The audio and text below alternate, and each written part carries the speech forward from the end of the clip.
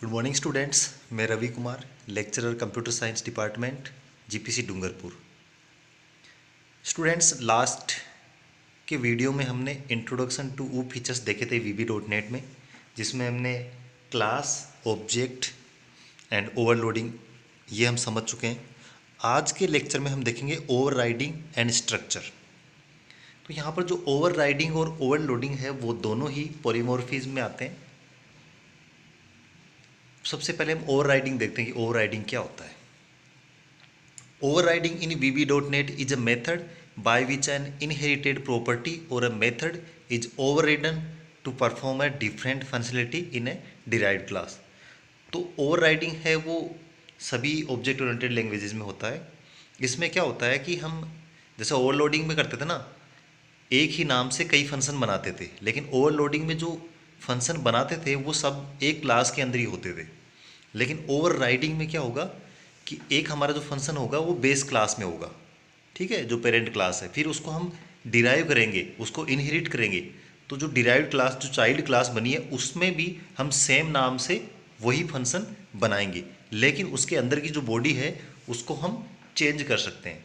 तो इस तरह से क्या होगा, फंक्शन का नाम तो पेरेंट क्लास और चाइल्ड क्लास दोनों में सेम रहेगा, लेकिन चाइल्ड क्लास में हम उसमें कुछ अलग काम करवा सकते हैं उससे। तो ये होता है ओवरराइडिंग।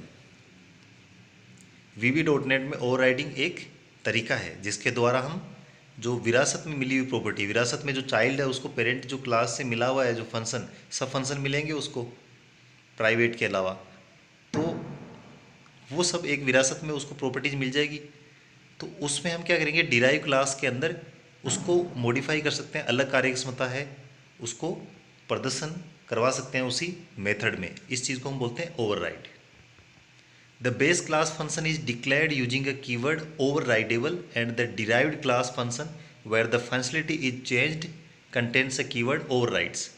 तो जो फंक्शन है जिसको हम ओवरराइड करना चाहते हैं, तो बेस क्लास में जब हम उसको कोड लिखेंगे तो उसके नाम से पहले हम कीवर्ड लिखेंगे ओवरराइडेबल। ओवरराइडेबल का मतलब इसको ओवरराइड किया जा सकता है। और जहाँ पर हम चाइल्ड क्लास के अंदर उसको ओवरराइड करेंगे, जहाँ पर उसकी फंक्शनलिटी को चेंज करेंगे, वहाँ पर उसके फंक्शन के नाम से पहले हम लिखेंगे ओवरराइड्स। ठीक है, तो ये दोनों कीवर्ड है, ये हमें लिखने जरूरी है। बेस क्लास में ओवरराइडेबल लिखेंगे और चाइल्ड क्लास में उसको लिखेंगे ओवरराइड्स। यहाँ पर हम एक कोड देखते हैं किस तरह से लिखेंगे। मॉड्यूल 1 बनाया हमने और एक क्लास बनाई हमने क्लास ओवर। क्लास ओवर है वो हमारी बेस क्लास है, और इसमें एक फंक्शन बनाएंगे ऐड कैसा है, पब्लिक तो बनाना पड़ेगा, प्राइवेट होगा तो उसको चाइल्ड क्लास एक्सेस नहीं कराएगी। फिर जैसे कि अपन ने देखा ओवरराइडेबल, इसके आगे हमने इससे पहले कीवर्ड लिखा है, फंक्शन ऐड हो गया, और इसमें दो वेरिएबल पास कर रहे हैं, वेरिएबल एक्स और वाई, दोनों इंटीजर टाइप के हैं। और फिर हमने console डॉट राइट लाइन में लिख दिया फंक्शन इनसाइड बेस क्लास। ये बेस क्लास के अंदर फंक्शन है और रिटर्न कर दिया, दोनों को जोड़ के रिटर्न करा दिया। And function, and class. उसके बाद में हमने चाइल्ड क्लास बनाई। चाइल्ड क्लास का हमने नाम दे दिया क्लास DEROVR, ओवर, मतलब डिराइव्ड ओवर को डिराइव कर रही है, तो ये हमारी चाइल्ड क्लास है। इनहेरिट्स ओवर लिखा है, इनहेरिट्स ओवर किस क्लास की चाइल्ड क्लास बनेगी, ओवर की, इसलिए इनहेरिट करेगी ओवर। तो जब ओवर को इनहेरिट करें तो ओवर की जो भी प्रॉपर्टीज़ है वो सारे इसको विरासत में मिल जाएंगे अपने आप बने बनाए। फिर हम जो ओवरराइडेबल फंक्शन बनाया था ऐड, उसको यहाँ ओवरराइड करेंगे, पब्लिक ओवरराइड्स फंक्शन ऐड, और वही एक्स और वाई दो इंटीजर पास कर रहे हैं, और यहाँ लिख रहे हैं console dot right line my base dot add 12 और 15 इसमें पास कर दिया, और यहाँ पर लिख दिया कि ये फंक्शन है डिराइव्ड क्लास के अंदर, और रिटर्न करा दिया X plus Y. End function हो गया, एंड क्लास हो गया, तो दो क्लास हो गई, ओवर और डिराइव्ड ओवर। अब हमारा मेन फंक्शन आ जाएगा, सब मेन। इसके अंदर हमने एक ऑब्जेक्ट बनाया है OBJ। ये किसका बनाया है, डिराइव्ड क्लास का, DER ओवर का। फिर इसमें ऑब्जेक्ट से हम कॉल करेंगे ऐड को, और console डॉट रीड एंड सब एंड मॉड्यूल। अब यहाँ पर देखिए हमने डिराइव्ड क्लास का ऑब्जेक्ट बनाया है और ऐड फंक्शन को कॉल किया। अब ऐड फंक्शन दोनों में पेरेंट क्लास में भी और चाइल्ड में भी। तो किसका कॉल होगा? तो यहाँ पर क्या होता है, जो पेरेंट क्लास होती है बेस क्लास, उसका फंक्शन पहले कॉल होता है। तो पहले उसका आउटपुट आएगा फंक्शन इनसाइड बेस क्लास, और जो हमने वैल्यूज़ पास की थी देखिए बेस क्लास में कितनी, 12 और 15।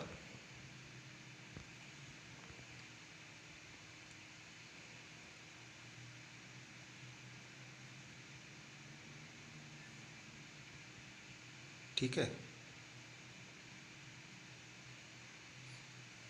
12 और 15 पास की थी, वो बेस क्लास के अंदर जाएगी तो 27 आ जाएगा। फिर डिराइव्ड क्लास है, डिराइव्ड क्लास के अंदर ये यहाँ से हमने जो वैल्यू पास की है 20 और 15, तो ये 35, तो ये आउटपुट आ जाएगा।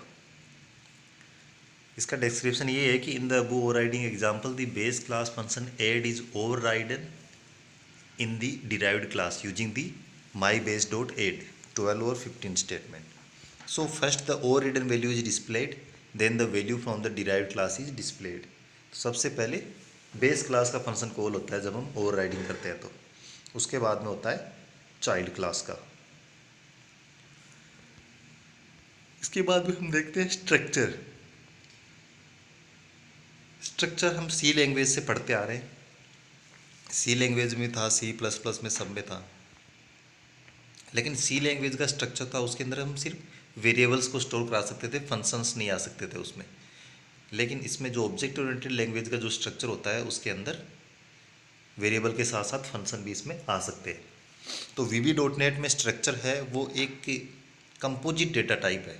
ये क्या डेटा टाइप ही है, क्लास है, स्ट्रक्चर है, ये भी अपने आप में क्या है, डेटा टाइप ही है, लेकिन इनको बोलेंगे यूजर डिफाइंड। यूजर डिफाइंड करेगा कैसा डेटा टाइप है। तो ये कंपोजिट है, कंपोजिट का मतलब मिश्रित, इसमें मिश्रण हो जाएगा, क्योंकि इसमें कई तरह के डेटा प्रकार इसमें आ सकते हैं। जैसे एरे होता है, एरे क्या होता है, कलेक्शन ऑफ एलिमेंट्स होता है, लेकिन एरे की एक लिमिट होती है कि उसमें जो एलिमेंट्स है वो सेम टाइप के होंगे। इंटीजर एरे बनाती है तो इंटीजर होगा, फ्लोट बनाए तो फ्लोट, लेकिन स्ट्रक्चर में किसी भी टाइप का डेटा टाइप आ सकता है। और साथ में ही स्ट्रक्चर के अंदर फंक्शंस भी आ सकते हैं। स्ट्रक्चर अपने आप में क्या है, एक टाइप ही है, एक अपने आप में क्या है, वेरिएबल ही है, यूजर डिफाइंड।